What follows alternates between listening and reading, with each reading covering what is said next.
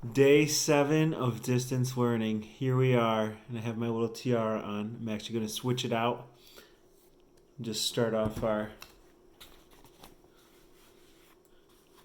look more like Mr. Armstrong with my Park City Prep hat. So today we're going to talk about a couple of things. One, we ran into a lot of issues with Google Classroom yesterday and trying to read our text online. So I'm just going to put the text here. It's also going to be in the on the page, so you can, if it's working for you, you can have it read it to you through Pearson. I think it's still very good if you can get it to work. But I'm going to treat this like I taught the Achieve lessons, and we'll do a read aloud through here because there was a lot of issues. So the first thing we're going to do is we're going to talk about cause and effect and what does that mean exactly. We're going to look at that a lot in today's reading. So the cause and effect, an example might be the battle began because there was a disagreement over taxes. And the cause is the disagreement over taxes. The effect is the battle began. Or the cause is there was issues with the Pearson text online yesterday. So the effect is we're going to do the read aloud in today's video. So cause and effect is going to be some of the things that we mentioned as we go through the text. We also want to talk about some of our key vocabulary. So I'm going to go through those. But first, let's talk about the key ideas of the content. So we talked about the skills we're going to use, the cause and effect, and the vocabulary. Human life changed dramatically when people learned how to domesticate, which is one of our vocabulary words that we're going to talk about, which just means to breed or control an animal or plant and animals. So human life changed dramatically when people learned to domesticate plants and animals, when they learned to control, breed, use them to their advantage. Farming enabled people to settle in one place and develop specialized skills. If you remember, as we moved through hunter-gatherers, they migrated all around the world because they were chasing herds of animals. They couldn't stay in one place because they would exhaust the food source. They might need water. Other things would move them. So you ran into an issue where they were always on the move. Farming, though, allows them to settle in one place. And when you settle in one place, you can make your house better. When you're a hunter-gatherer, it's important to have a tent-like house that you can take down and take with you. When you don't need to take it down and take it with you, you can build a nice house. You can accumulate things. When you're moving around, you don't want to have extra things. It makes your travel harder. The more stuff you get, the more encumbered you become, and the more ridiculous your travel will be. Right? So you're not allowed to hold on to things when you're a hunter-gatherer. It makes your life a lot harder. But when you settle in a place and you become a farmer, you can keep things now. You can accumulate stuff. So these are some of the advantages. It's a cause of farming. The effect, you can accumulate stuff. Cause is farming. I can build a better house. Cause is farming. The effect is I don't have to travel everywhere. Let's talk about the key terms that we're going to see today. So revolution, a complete change in ways of thinking or working or living. So I have a little whiteboard here. I'm going to write down revolution. And I want to think about keywords to the word revolution. So first thing I think of is a change.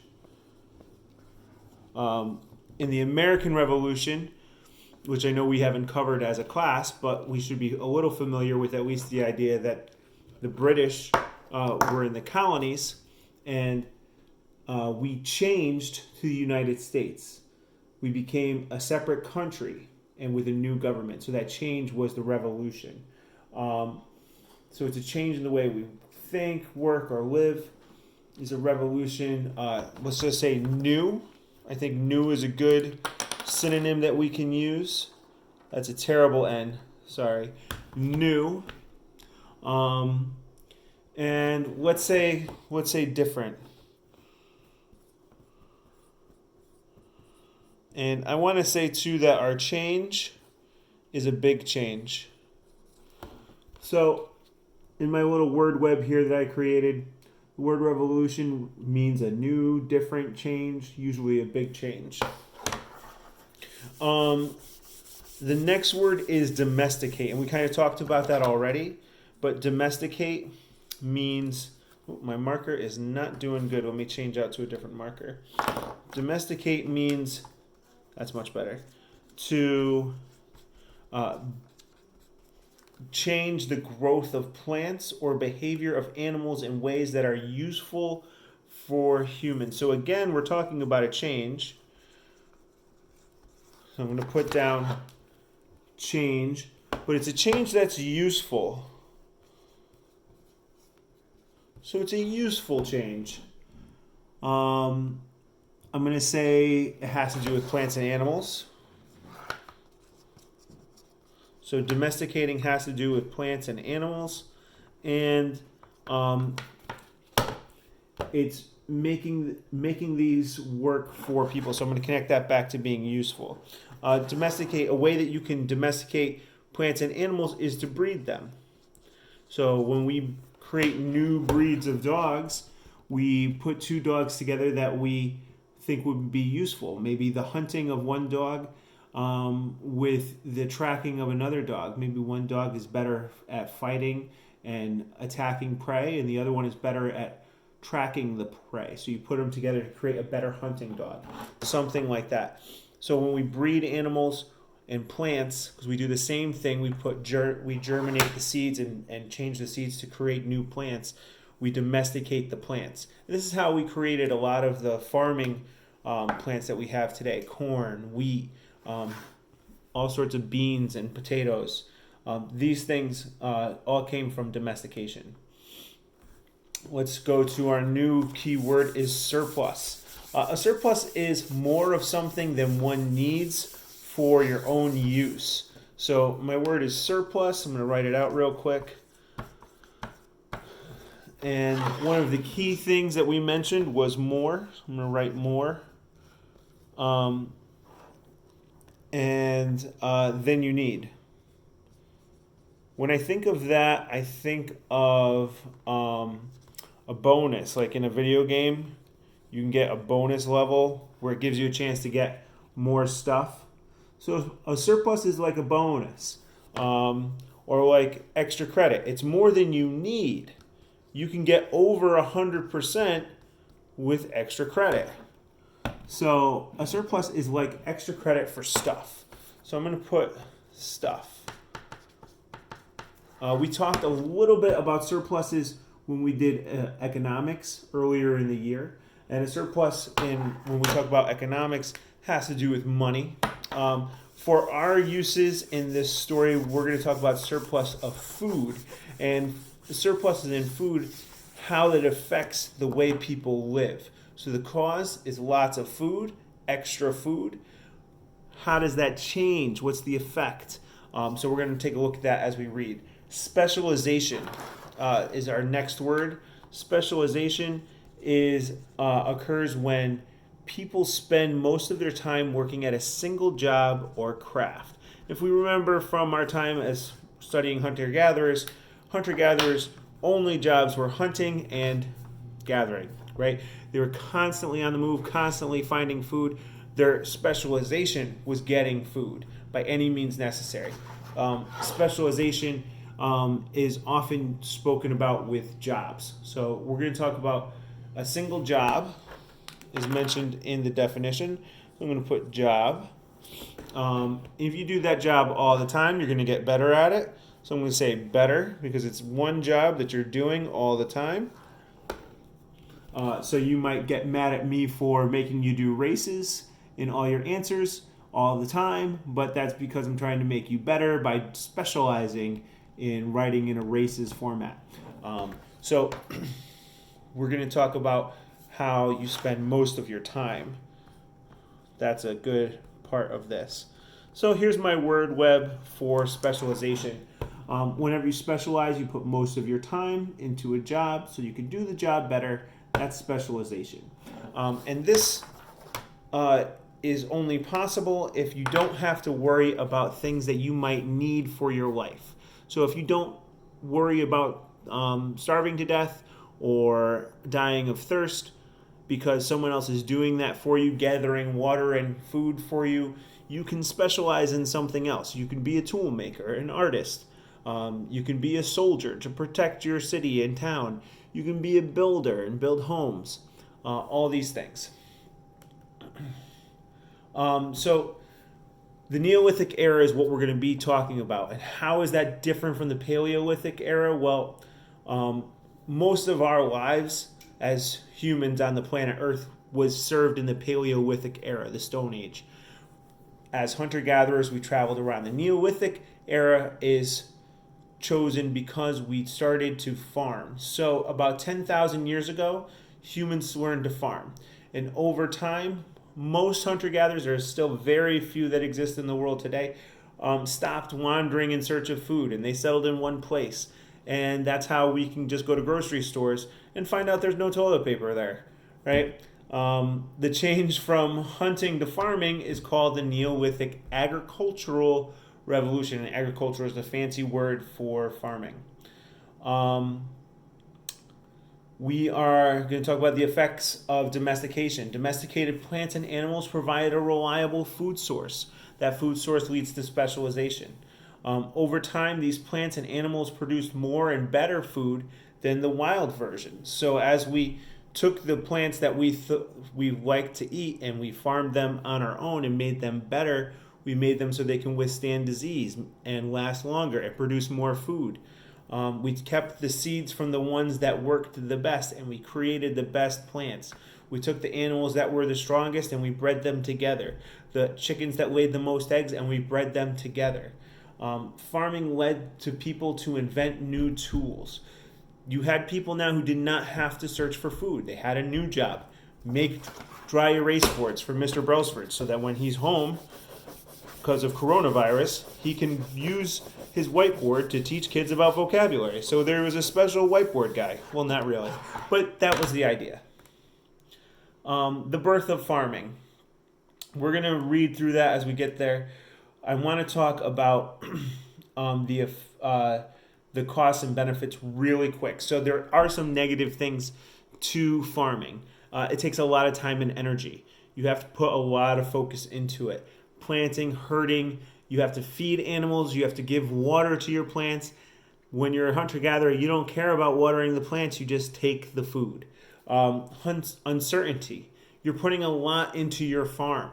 If something goes wrong, if there's a fire, a storm, a drought, and you lose out on food, no one is hunting and gathering. Everyone is relying on the farm. A danger of attack. Whenever you have nice stuff, unfortunately, we run into the problem where people want to take it. If you have lots of food in a world where there's not a lot of food, that equates to nice stuff. Benefits, though, food surpluses. Smaller land needs. You don't have to walk thousands and thousands of miles. You have your farmland. You get to build a permanent, nicer home and improve your home as you go. And then there's new materials for clothing. You're not limited to animal skins now. You can grow cotton. You can take what's known as flax and turn it into clothing. So they're creating new things out of plants that they weren't able to create before. So lots of benefits. We're going to talk about this place called Chattahoyuk, which is one of the oldest known farming villages. And we're going to talk about that when we get there. All right, let's go straight into our text. I'm actually going to let the book read most of it for us. There is a nice section that I will go ahead and read. Early agriculture. People of the Paleolithic Era, or Old Stone Age, lived as hunter-gatherers. They could not have imagined many of the things that we now take for granted. People often had to follow herds of animals, so they were unable to settle for long in one place. People could own few possessions, only what they could easily carry. Food supplies were uncertain. Life was short and dangerous. Survival was a full-time job. About 10,000 years ago, life began to change. The changes occurred in many places over a 2,000 to 4,000 year period. We call this period the Neolithic Era, or New Stone Age. The prefix neo means new. During this period, people learned how to farm. In time, most hunter-gatherers stopped wandering in search of food and settled in one place. Life was still difficult, and survival was still the main concern. But with people staying in one place, the world began to take on many features we recognize today. In fact, the shift from hunting to farming was so important that historians call it the Neolithic Agricultural Revolution. A revolution is a complete change in ways of thinking, working, or living. The birth of farming. The last ice age ended about 12,000 years ago. Slowly, temperatures increased and rainfall patterns changed. Glaciers that had covered so much of Earth began to shrink. As the ice from the glaciers melted, ocean levels rose. So here we go talking about cause and effect again. The ice age ends, the glaciers melt, and the effect is that we have the oceans rise. We're going to go to the next page. Here we go. We see a timeline here of domestication of animals, showing that dogs are the first animals ever domesticated. And then we go through, there's some plants and other things here. I'm going to let the book read to us. Most plants and animals adapted to these changes. Fir trees, which could survive cold weather, spread north into once icy regions. Some large Ice Age animals did not adapt to a warmer world, and many species died out. People who had hunted some of these animals for food had to find something else to eat. Some people adapted to these changes by searching for new sources of food.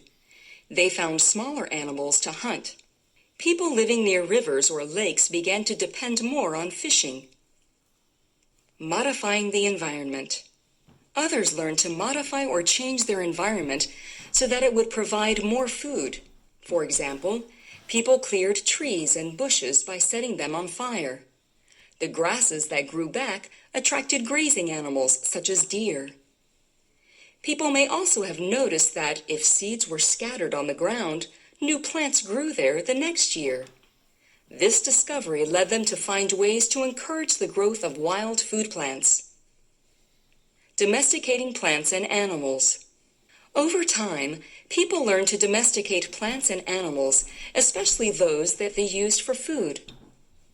To domesticate means to change the growth of plants or behavior of animals in ways that are useful for humans. Widespread domestication marked the birth of farming. Even before the agricultural revolution, wild wolves developed into dogs, which humans then domesticated. Dogs provided help in the hunt, as well as companionship and protection. Okay, as we move on, we talked about some other causes and effects. The cause was sprinkling seeds on the ground. The effect was plants that were growing, and people noticed this, and they started farming. Domesticated plants or crops became a nutritious and reliable source of food.